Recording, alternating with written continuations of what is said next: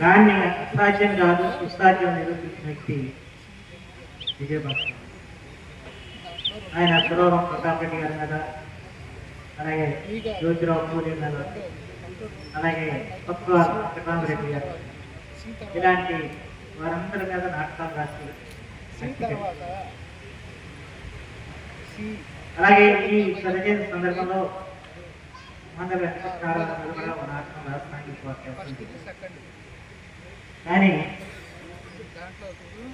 మండలి వెంకటకృష్ణారావుతో ఆయన ఎంతగా లీనమయ్యారంటే నేను చాలా దాంట్లో ఆయన సాదాత్మ్యం చెందాడు. ఆయన కథలో ఆయన జీవించేది సాదాత్మ్యం చెంది ఈ నాటకాన్ని ఆయన రూపొందించారు.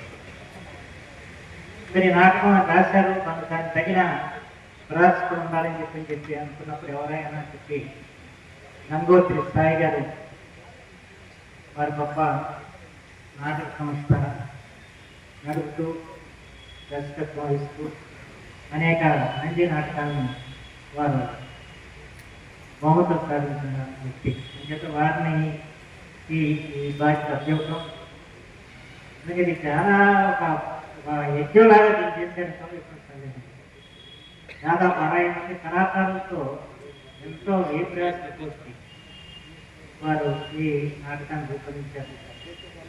దీంతో దాదాపు మన దృశ్యం చరిత్రంతో కూడా కనిపిస్తూ ఉంటాం.